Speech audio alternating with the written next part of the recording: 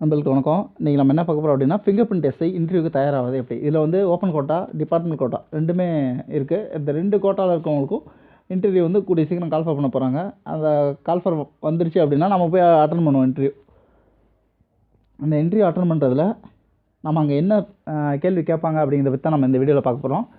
First வந்து open quota. இந்த open கோட்டாவை பொறுத்தவரையிலையும் இவங்களுக்கு வந்து சப்ஜெக்ட் வைஸ் நாலேஜ் மட்டும் தான் இருக்கும் அப்படிங்கிறது அவங்களோட கெஸ். அதுக்கு அடுத்து வந்து இவங்க வந்து என்ன படிச்சுட்டு போகணும் அப்படின்னா, ஃபஸ்ட்டு அவங்களோட சப்ஜெக்ட், மேஜர் சப்ஜெக்ட், அதாவது டிகிரியில் அவங்க என்ன படித்தாங்க அப்படிங்கிறத அந்த மேஜர் சப்ஜெக்டில் வந்து ரொம்ப ஸ்ட்ராங்காக இருக்கணும். எந்த லெவலில் அவங்க கேள்வி கேட்டாலும் அதுக்கு தயாராக இருக்கணும். இது வந்து முழுக்க 100% அதுலேருந்தே வராது கொஸ்டின் ஃபஸ்ட்டு. ரெண்டாவது வந்து சப்ஜெக்ட் வைஸில் ஒரு 60% மட்டும்தான் கொஸ்டின்ஸ் வரும். ரெண்டாவது வந்து மீதி 40% வந்து அவங்க செல்ஃப், அதாவது நீங்கள் என்ன வேலை செஞ்சீங்க, அதுக்கடுத்து வந்து இப்போ என்ன வேலை செஞ்சிட்ருக்கீங்க, எதற்காக வந்து இந்த ஃபிங்கர் பிரிண்ட்டை சூஸ் பண்ணுறீங்க அப்படிங்கிறது. இந்த கேள்விகளுக்கான பதில் எல்லாமே வந்து ஒரு யதார்த்தமானதாக இருக்கணும். அதாவது வந்து நான் வந்து இவ்வளோ நாள் விவசாய வேலை செஞ்சு இப்போ ஒரு கவர்மெண்ட் போஸ்டிங் இருக்குது அப்படிங்கிறது வந்து ஒரு யதார்த்தம். இல்லை நான் வந்து சேவை செய்ய வந்தேன் அப்படின்னு சொல்கிறது எல்லாமே வந்து ஒரு கற்பனையானது. அதனால் அதிலே அவங்க கெஸ் பண்ணிடுவாங்க. நீங்கள் வந்து இன்டர்வியூக்காக பதில் சொல்கிறீங்க, உண்மையாலுமே உங்களுக்கு வந்து இதில் வந்து அந்த சேவை செய்யக்கூடிய போஸ்டிங்லாம் கிடையாது இது. ஸோ இது வந்து ஒரு கற்பனையாக நீங்கள் சொல்கிறீங்க அப்படிங்கிறத அவங்க அதிலே கெஸ் பண்ணிடுவாங்க. ஸோ நீங்கள் பதில் எப்படி சொல்லணும் அப்படின்னா, சப்ஜெக்ட் வைஸ் கேட்டாலும் சரி, இல்லை உங்களை சம்மந்தமாக செல்ஃப் சம்மந்தமான கேள்வியாக இருந்தாலும் சரி, நீங்கள் கேட்குற கேள்வி, அவங்க கேட்குற கேள்வியிலேயே உங்கள் பதில் வந்து அடுத்த கேள்விக்கான ஆரம்பமாக இருந்துடக்கூடாது. ஃபஸ்ட் இன்டர்வியூவில் அது ஓப்பன் கேண்டிடேட்டாக இருக்கட்டும், டிபார்ட்மெண்ட் கேண்டிடேட்டாக இருக்கட்டும், அந்த இன்டர்வியூவர் வந்து எப்படி கொஸ்டின் எடுப்பாங்க அப்படின்னா, நம்மளோட பதிலிருந்து தான் கேள்வியை தயார் செய்வாங்க. நாம் வந்து அவங்க கேட்குற கேள்விக்கு தான் பதில் தயார் செஞ்சுருப்போம். ஆனால் நம்மகிட்ட இருக்க கேள்வியில் பதிலில் என்ன கேள்வி வரும் அப்படிங்கிறது நம்ம கெஸ் பண்ணியிருக்க மாட்டோம். உதாரணத்துக்கு நான் வந்து இப்போ வந்து ஒரு மைக்ரோ ஃபைனான்ஸ் கம்பெனியில் ஒர்க் பண்ணிகிட்டு இருந்தேன் அப்படின்னு சொல்லி நாம் சொன்னோம் அப்படின்னா, அவங்க அடுத்த கேள்வி, அந்த ஃபைனான்ஸ் வந்து ரிஜிஸ்டர் ஆன ஃபைனான்ஸா, இல்லை ரிஜிஸ்டர் ஆகாத ஃபைனான்ஸா, அன்ரிஜிஸ்டர்டு, அதாவது அக்கௌண்ட்டில் ஒர்க் ஆகுதா அப்படின்னு கேட்பாங்க. இல்லை அதில் இன்ட்ரெஸ்ட் ரேட் எவ்வளோ, அந்த இன்ட்ரெஸ்ட் ரேட்டை எப்படி கால்குலேட் பண்ணுவீங்க, இந்த மாதிரி கேள்வி வரும். இல்லை நான் வந்து இது மாதிரி விவசாயம் பண்ணிக்கிட்டு இருந்தேன், என்ன விவசாயம், உதாரணத்துக்கு நான் வாழை விவசாயம் பண்ணிக்கிட்டு இருந்தேன் அப்படின்னு சொன்னால், இந்த வாழை விவசாயம் பண்ணுறோம், இப்போ நீங்கள் இருக்கக்கூடிய இந்த சேலத்தில் இல்லை தமிழ்நாட்டில் எந்தெந்த பகுதியில் அதிகமாக வாழை விவசாயம் நடக்குது, அதில் எக்ஸ்போர்ட் என்னென்ன பண்ணுறாங்க, வாழையிலேருந்து மாற்று பொருள் என்ன தயாரிக்கிறாங்க, இந்த மாதிரி கேள்விகள் அமையலாம். ஏன் அப்படின்னா, நம்மளோட நாலேஜ் எப்படி இருக்குது அப்படிங்கிறத நம்ம படித்த புக்கில் இருந்து நம்ம போய் எக்ஸாம் எழுதியிருப்போம், அதுலேயே அவங்க ஓரளவுக்கு தெரிஞ்சிருப்பாங்க. ஆனால் நம்மளை பற்றின விஷயம் நம்ம என்ன தெரிஞ்சிருக்கோம் அப்படிங்கிறத அவங்க தெரிஞ்சுக்கணும் இல்லையா? அதுக்காக தான் இந்த மாதிரியான கேள்விகள் அமையலாம். ஒருத்தருக்கு எடுத்தோன்னே ஃபுல் அண்ட் ஃபுல் வந்து எல்லாமே சப்ஜெக்ட் வைஸ் கேட்டும் இன்டர்வியூ நடத்தலாம். இல்லை வெறும் செல்ஃபாக கேட்டுட்டு என்னப்பா பண்ணுற, என்ன படிச்சிங்க, ஓகே, அதிலிருந்தே கூட நடத்தலாம். யாருக்கு எப்படி கேட்பாங்க அப்படிங்கிறது சொல்லவே முடியாது, அந்த இன்டர்வியூவரோட மைண்ட் செட்டை பொறுத்து. பட் ஒரு இன்டர்வியூவுக்கு வந்து நீங்கள் போகும்போது அது எந்த வித பயமும் இல்லாமல் நீங்கள் பாட்டு தெளிவாக என்ன படிச்சிங்களோ அதை தான் பரீட்சைக்கு போகிறதுக்கு முன்னாடி கடைசி பக்கம் வரைக்கும் படிச்சுக்கிட்டு கடைசி நிமிஷம் வரைக்கும் திருப்பி பார்த்துட்டு போவோமே, அந்த மாதிரி போகாமல் பயப்படாமல் போங்க. என்ன தெரியுமோ அதுக்கு தெரியும்னு போல்டாக பதில் சொல்லுங்கள். தெரியாத விஷயத்த தெரியாதுன்னு போல்டாக சொல்லுங்கள். அதுக்காக தெரியாதுன்னு சொன்னால் அதுவே ஒரு திமிர் மாதிரி ஆகிடும். அந்த மாதிரி சொல்லக்கூடாது. அதுக்கடுத்து டிபார்ட்மெண்ட் கோட்டா. இந்த டிபார்ட்மெண்ட் கோட்டாவை பொறுத்தவரையிலையும் இவங்களுக்கு வந்து அவங்க வந்து ஒரு 5 வருஷம் ஒர்க் பண்ணியிருக்கணும் அப்படின்னு சொல்கிறாங்க. இந்த 5 வருஷம் ஒர்க் பண்ணதில் அவங்க டிஎஸ்பியிலேருந்து எழுதினாலும் சரி, ஏஆர்லேருந்து எழுதினாலும் சரி, லோக்கல்லேருந்து எழுதினாலும் சரி, அவங்க எந்த சப்ஜெக்டில், அது அந்த அவங்களோட டியூட்டி பார்த்த இடத்துல அதுலேயே அவங்க தெரிஞ்சிடுவாங்க. அது மாதிரி 5 வருஷம் வந்து பட்டாலியனில் இருந்தேன் அப்படின்னா அவங்களோட டியூட்டி என்ன, பட்டாலியனில் டியூட்டி என்ன அப்படிங்கிறத பற்றி தான் மேக்ஸிமம் இன்டர்வியூ இருக்கும். அவங்களுக்கு வந்து லாலேருந்து இன்டர்வியூ வரவே வராது, நீங்கள் பயப்படவே தேவையில்ல.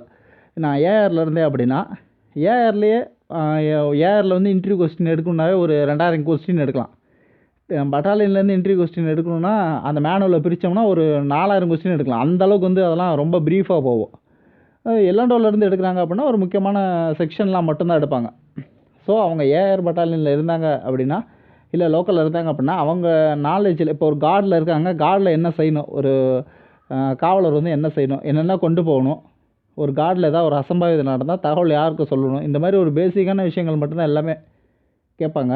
ஃபிங்கர் பிரிண்ட் எஸ்ஐ பொறுத்தவரையிலையும் இன்னொரு விஷயம் என்ன அப்படின்னா, இது முன்ன சொன்ன மாதிரி தான், ஓப்பன் கேண்டிடேட்டுக்கு சொன்ன மாதிரி தான். நாம் என்ன விஷயம் என்ன பதில் சொல்கிறோமோ அந்த பதிலில் இருந்து தான் அவங்க அடுத்த கேள்வியே தயார் பண்ணுவாங்க. ஸோ நம்மள சொல்கிற பதில் அடுத்த கேள்வியை தயார் பண்ணாத அளவுக்கு இருக்கணும்.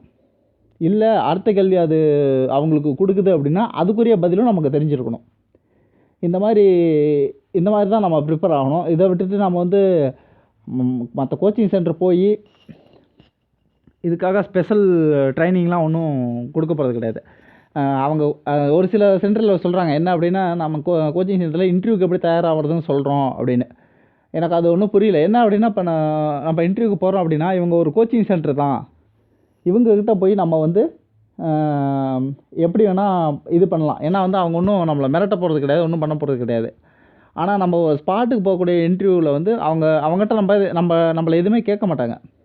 நம்ம வந்து ஒரு ட்ரெஸ்ஸிங் சென்ஸ் சரியாக பண்ணலைனாலும் சரி, இல்லை ஒரு ரூம் பிஹேவியர் சரியாக இல்லை அப்படின்னாலும் அவங்க நம்மகிட்ட எதுவுமே பண்ண மாட்டாங்க. நம்ம மார்க்கை நேராக குறைச்சிருவாங்க. ஆனால் இங்கே வந்து அப்படி கிடையாது. நீங்கள் வந்து இப்படி பண்ணக்கூடாது, அப்படி பண்ணக்கூடாது, நம்மளுக்கு கைட் பண்ணுவாங்க. ஆனால் அந்த கைடெல்லாம் வந்து அவங்க ரொம்ப ஈஸியாக கண்டுபிடிச்சிப்பாங்க. இவன் வந்து எப்படி சொல்கிறது, ஒரு மேனுஃபேக்சரிங்காக வந்திருக்கான் அப்படின்னு அவங்க கண்டுபிடிச்சிருவாங்க. ஆல்ரெடி இவன் வந்து இன்டர்வியூக்காக எப்படி பண்ணணும் அப்படிங்கிறத ப்ரிப்பேர் ஆகி வந்திருக்காங்க. ஒரு யதார்த்தம் தான் என்றைக்குமே வந்து இன்டர்வியூவில் வந்து ஜெயிக்க முடியும் ஃபஸ்ட்டு. அதுக்கு அடுத்து வந்து ஒரு பொதுவான இடங்களில் எப்படி இருக்கணும், ஒரு டேபிள் மேனர்ஸ்னால் என்ன, இந்த மாதிரி ஒரு சில விஷயங்களை தான் நம்ம தெரிஞ்சுட்டு போகணும். மற்றபடி நம்ம சப்ஜெக்ட் வைஸ் நல்லா படிச்சிருப்போம்.